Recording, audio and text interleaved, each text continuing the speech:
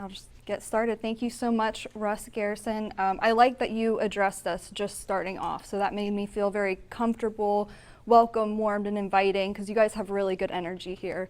And I did, come here to speak about the topics that you just laid out for us. You all have copies of the agenda. My name is Kelly Beeson. I'm the moderator for the Washington County Committee of Safety. We are a nonpartisan group that works on various issues to assist with the betterment of our community. As an alumni of Marietta High School, I am proud to be from Marietta, and it was definitely bizarre driving up here since I haven't been here since 2006, but here we are, 2021. With that being said, not knowing where this board stands on if they will be presenting children with critical race theory, 1619 project, and Planned Parenthood sex education curriculum come August is gravely concerning. And I do like that you took the time to address it, but we still want to ensure that that's not going to make it into the classrooms. In 2020, the Ohio board, they did pass a resolution to pass this on in Ohio schools. So that is why, why I am here tonight. The parents deserve the right to know what type of political agenda our school board elected officials will be teaching our children. For too long, we allowed our elected officials to go unsupervised. They forced mass children without even having the proper studies to support such a violation. Not that that violation would ever be justified. Will we allow them to rewrite our history with Marxist curriculum? This is not education, this is indoctrination under the guise of equity, which, by the way, does not mean equal. I would urge you not to get wrapped up in this harmful agenda that will only further divide our country.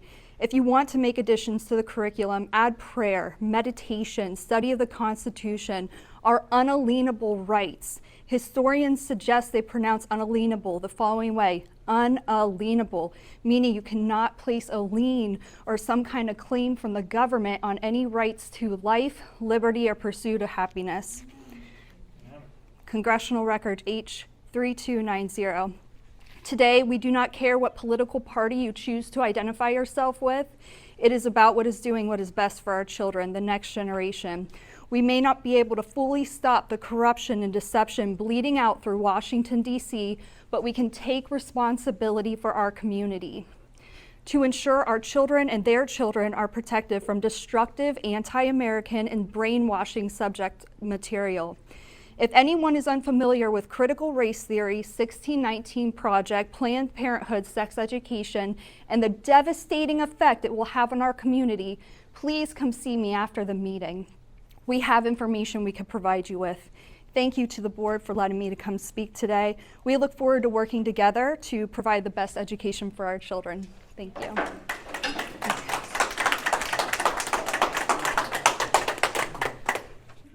Okay. Thank you so much for addressing us. I was really motivated. Today is Make a Difference Monday. And I feel like you're right. We're getting new schools. We're restarting a new school year. And thank you, because I feel like if we could have transparency, that we can have a good dialogue. So what I really just wanted to talk about was just the masking of the students. I have been reading the continuity of service plans for all of our local schools, and during this past year, the students have been forced to wear masks to school once the in-person learning has started, and the main reason that we were all told was they were following the CDC guidelines or complying with Governor DeWine's mandates. Chris, you're right, he's not a doctor. There, to my knowledge, there were no exemptions or exceptions allowed in schools, even if the student had a legitimate health issue that would exacerbate wearing the mask. The truth is, the local school board has the ultimate authority, and that's why we're talking to you and not the Ohio State, is to govern the day-to-day operations of the school, not the governor, and definitely not the CDC. They are not a governing agency, and we did not elect the CDC. We elected you all. Think back to when you were a kid. Sure, there were fun times and many good memories, just as you had said. But it was also a stressful time. Stressful quizzes, tests, and getting good grades was stressful enough, not to mention trying to fit in socially with the other students. Now imagine all of that added with the physical and mental stress of wearing masks. I'm sure we're all very happy to all see each other's faces. And now imagine them wearing that 8 hours a day with restricted breathing.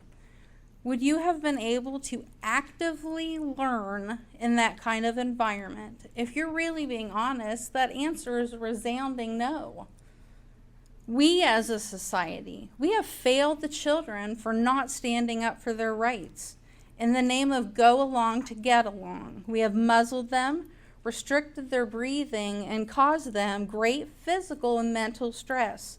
However, you all have the power.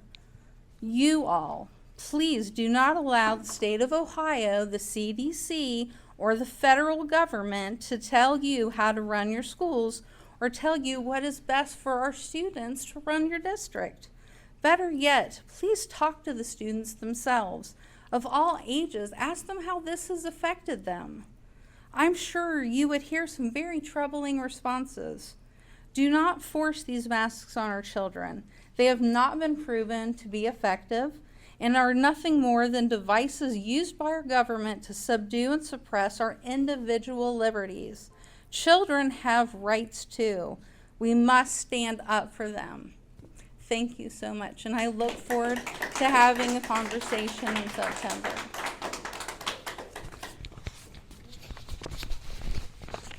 Welcome back. I haven't seen you all since the April meeting. For the record, my name is Bruce Edward Haas. My current address and owned property is at 100 Cherokee Drive, Marietta, Ohio. I'm also a property taxpayer in Fearing Township within this school district. Since I was here in April, I left you printed copies of my statement. We can forgo the formal introduction and personal history stuff. At that meeting, I expressed my concern about impending curricula decisions and provided you all with some introductory background on the several specific topics which caused me concern. These issues are currently very much active in the state of Ohio Board of Education, the Ohio Department of Education, our state legislature, our federal legislative bodies, our news media, and even the United States military. In order to beat the timer alarm bell, I'm going to cut right to the chase.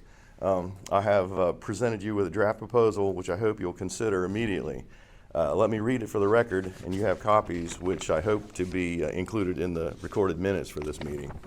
This idea of a resolution for you all is basically, we the undersigned, members of the Marietta City School District Board of Education, do hereby and herewith resolve to prohibit spending of any tax dollars to promote or use in any way any curricula to be used here in Marietta City Schools, which is a product of or derives from the New York Times 1619 Project.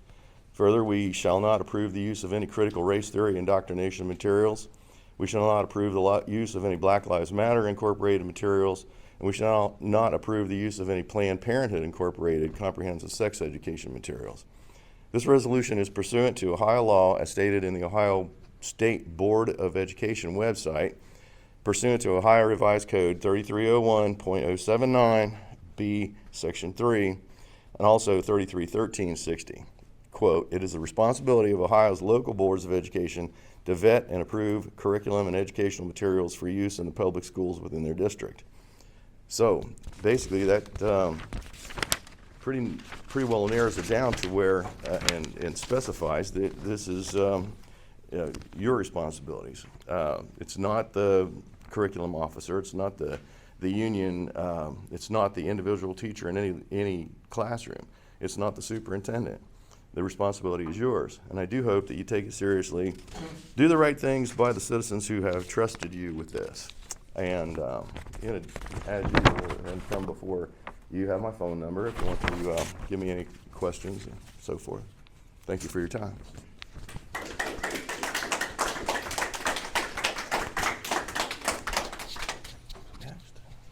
It's for you. You know how that goes. It gets, Okay, I'm not going to read this whole letter to you because you guys have it, and but I am going to focus on my personal experience as a Marietta City School substitute teacher and parent and taxpayer in this community. Okay, and I did work for you for the previous 5 years before COVID hit and worked virtually every day, okay, in several buildings. So I'm not going to bore you with the issues that the prior people have discussed, because those are all the things I will be discussing my concern about in the classroom. So as an educator, I can see only future division in the classroom among students who would be taught their curriculums that are based on critical race theory, the 1619 project, Black Lives Matter materials, or Bill and Melinda Gates Foundation products. I have worked in school districts where the diversity of students is very little. Caucasian students are the mass majority, as it is here in Marietta.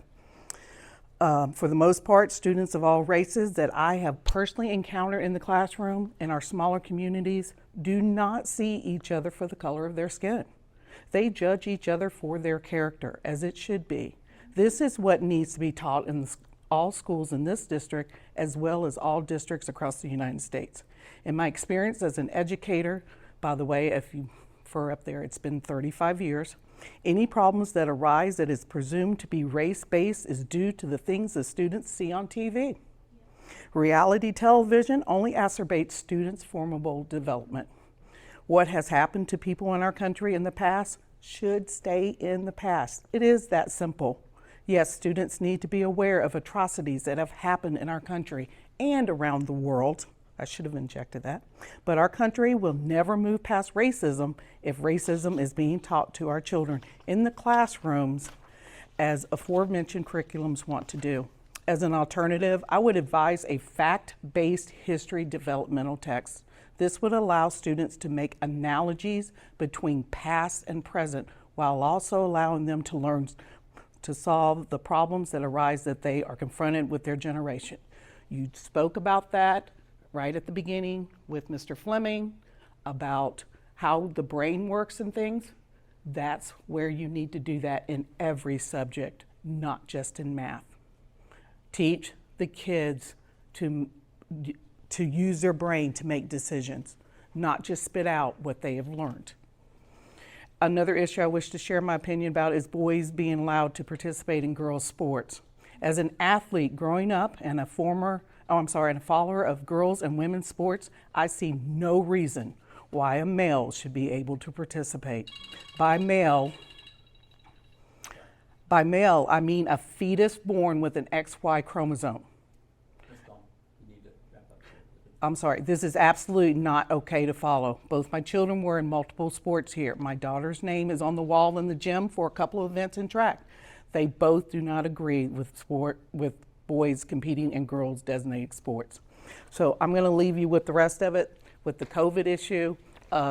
You were talking about subs not coming. Well, several subs that I talked to, we didn't want to come to sub because I was not going to watch masks being put on the children that I love dearly and being watched 8 hours. And I couldn't do it physically myself.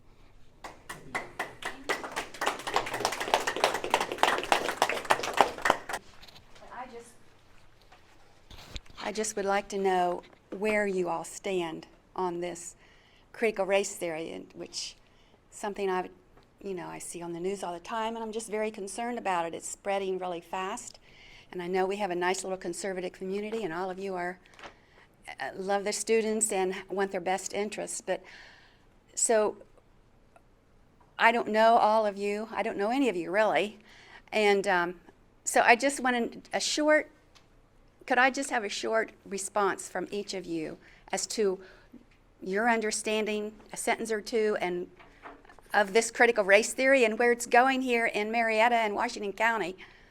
I think the most appropriate time for that is the meeting in September, where we can have Okay, can you just tell me, sir, if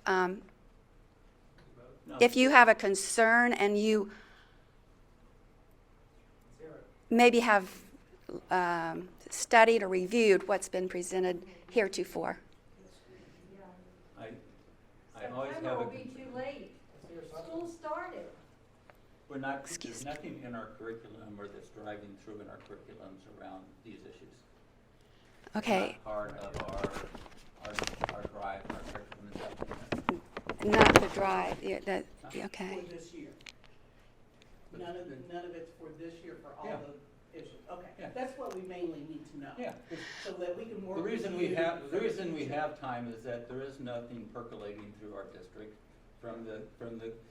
you know, from the state, or from the teachers or things like that. There's always discussions in our classrooms on a lot of the issues that's coming up in the world. You know, we always explain those issues, but Okay, the structure of the citizens forum is that your chance to talk. We don't normally. Okay, have I just- exchanges back and forth. just want to summarize some things that I have read about it, and it might not be called critical race theory in the classroom, and the teachers might not even realize exactly what theory it is. It is a theory, but 5 principles of that might be discussed or incorporated into some of the subjects or discussions. The first one would be racism is systemic. It's in the norms and practices of white people written into our laws and economics. That would be a principle that would be part of it. Number 2, identity groups have certain inherent behaviors and beliefs, and thus the minorities must not adopt American culture because it is white supremacy. The third principle that is put forth in this theory is that white people receive unearned privilege at birth. And the fourth is meritocracy is as a myth. Whites have rigged the system. The American dream is there for anyone who wants to work for it. Every human being is unique and has different strengths, we know. It's even been considered to drop some college entrance exams because they're racist. And the last one, number 5, equity, as somebody already mentioned, must not replace the word equality. They do not mean the same. They are the opposite. The CRT, or critical race, wants the government to step in and treat Americans unequally so everyone's outcomes can be equal. If that's not a cookie-cutter society, I don't know what is. So, example, the government just gave, I'm ending, this is my last sentence. The government just gave small black farmers some federal money, but they would not give the small white farmers the same because of this equity issue that they're trying to put forth. Thank you.